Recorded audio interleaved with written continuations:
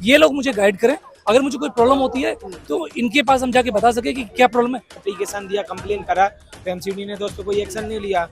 Forum है, दृष्टि है, वाजी नाम का ये रहा सेंटर बेसमेंट में, सुब्रा रंजन क्या एक बैच में 800 बच्चे बैठे। स्टूडेंट के फेवर में नहीं है कुछ भी उसमें, तो सारा का सारा फेवर में कोचिंग के फेवर में है। तब से मैं 2015 में आया था तो कोने में वहाँ पे बहुत देर 3 घंटे खड़ा रहा हूँ।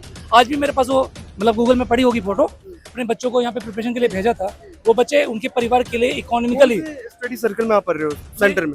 वाजीराम नमस्कार साथियों, हम इस समय वहीं पे मौजूद है। राउस इंस्टीट्यूट जो है स्टडी सर्कल आप देख रहे हैं, यहीं पर ये हादसा हुआ था।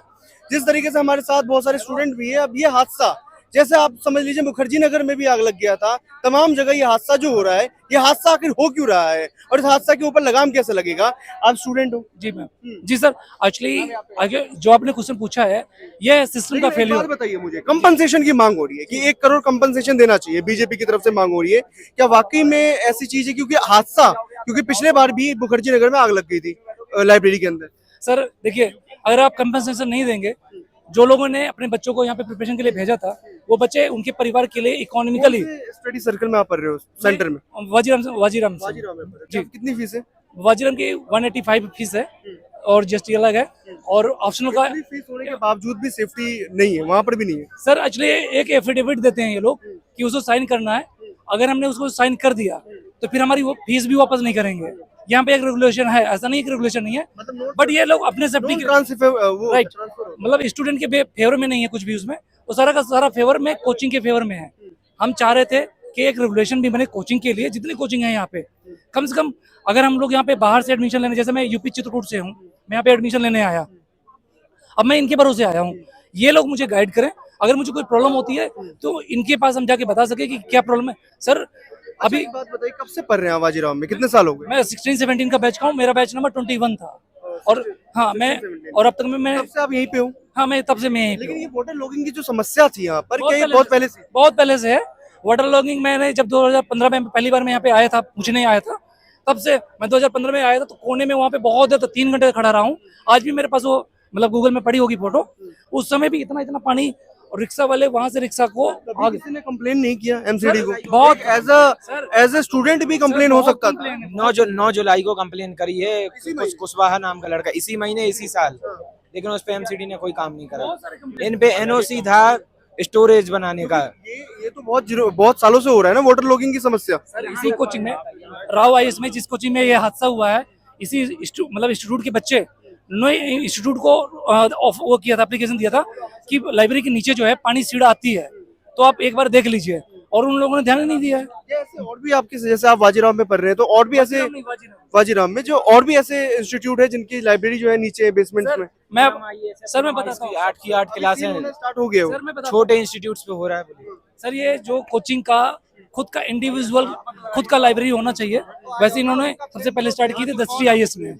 दृष्टि आईएएस में दीप्ति सर का जो उन्होंने सबसे पहले हो गया वो, क्योंकि इलीगल है ना, तो सबसे पहले इन लोगों ने बेसमेंट में लाइब्रेरी खोली थी। उसके पहले उनके देखा देखी सारे कोचिंग वालों ने बेसमेंट कर ली। ऐसा कोई इंस्टीट्यूट यहाँ पे नहीं है जिसका बेसमेंट में ग्राउंड ना हो। ये तो लाइब्रेरी की बात छोड़िए, 560 बच्चों की हम अगर बात करें तमाम ऐसे मुद्दे, जैसे फायर सेफ्टी की मुद्दे हो गए, या फिर फायर सेफ्टी हो गया, या फिर आप ऐसे वाटर लॉगिंग की जो समस्या हुई थी, क्या आज भी ऐसे मानक के नहीं है जिसपे सेफ्टी के मानक, जिसपे लाइब्रेरी चल रही है? इन कोचिंग इंस्टीट्यूट्स के लिए स्पेसिफिक कोई भी लॉ नहीं है, ना सरकार ना एमसीडी कोई इन पे कार्रवाई नहीं करती है। सारों का नेक्सस रहता है। जब इनको एनओसी मिला था उसके लिए, स्टोरेज के लिए, तो ये लाइब्रेरी कैसे चला रहे थे, ये एमसीडी ने क्यों नहीं इसकी निगरानी करी? और जब इनको एप्लीकेशन दिया, कंप्लेन करा, तो एमसीडी ने तो उस पर कोई एक्शन नहीं लिया।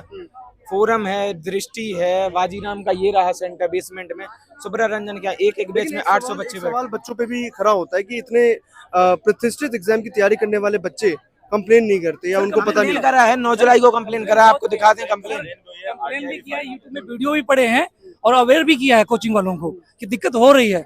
सर यहाँ पे करी है बाकायदा एमसीडी को, उसकी कंप्लेन सब जगह सर्कुलेट हो रही, टेलीग्राम पे, यूट्यूब पे है। और जो कंपनसेशन हमने मांगा है सर, वो जेन्युइन मांगा है, इसलिए मांगा है।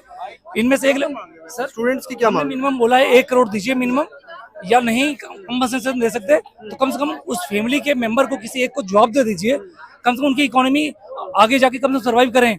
एक लड़की इनमें से जिसकी डेथ हुई है सर, वो लोन लेके आई थी पढ़ने, उसके हर मंथ में सुसाइड भी किया उसने। मतलब एक लड़की ऑलरेडी जो है गली नंबर जो है 10 है, उसमें सुसाइड किया। क्यों? क्योंकि वो रेंट नहीं दे पा रहे थे। एक्शन लिया है कोचिंग इंस्टीट्यूट ने, कुछ कुछ सर, हलचल मचा है उनमें। सर, पैसे तो दिए नहीं है, परिवार से जाके मिलना चाहिए ना, क्यों नहीं मिले? बैच स्टार्ट हो रहा है हमारा, हाँ, 1 हफ्ते बाद 2 हफ्ते बाद। हलचल तो आप छोड़ ही दीजिए। इतने बड़े बड़े इंस्टीट्यूट्स हैं, एक को भी शर्म नहीं आई, राउस इंक्लूडिंग, जिनके यहाँ पे घटना हुई कि भाई आके पब्लिक अपोलॉजी लो।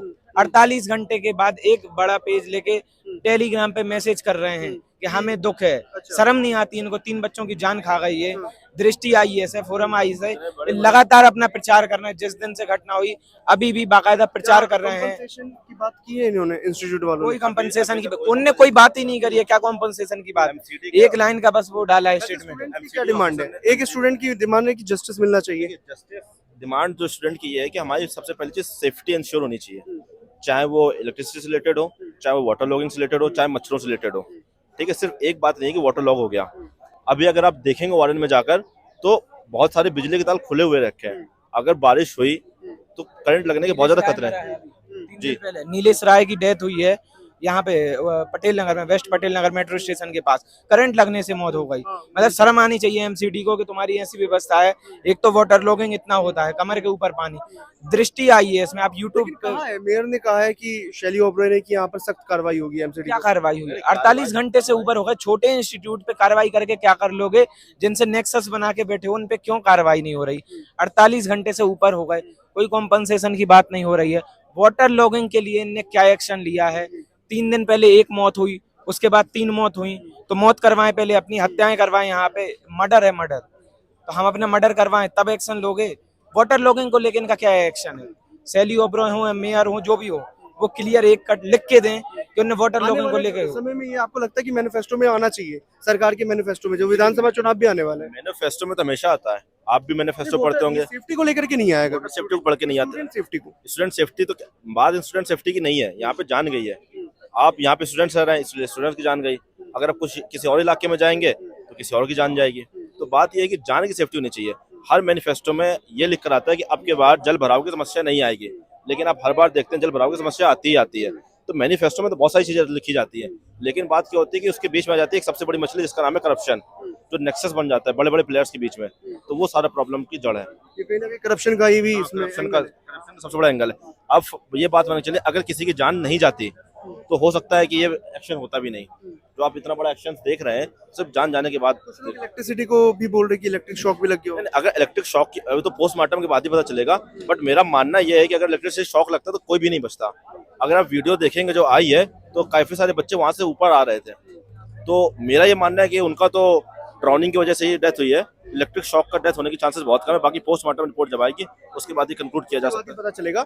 यहाँ पर देखिए इस तरीके से यहाँ पर राउस का जो स्टडी सर्कल था, यहाँ पर ये हादसा हुआ था। और मैं अपने विभाग के दर्शकों को दिखाना चाहूंगा कि ये हादसा जो है इसके बेसमेंट में जो लाइब्रेरी था उसके अंदर ये हादसा हुआ है।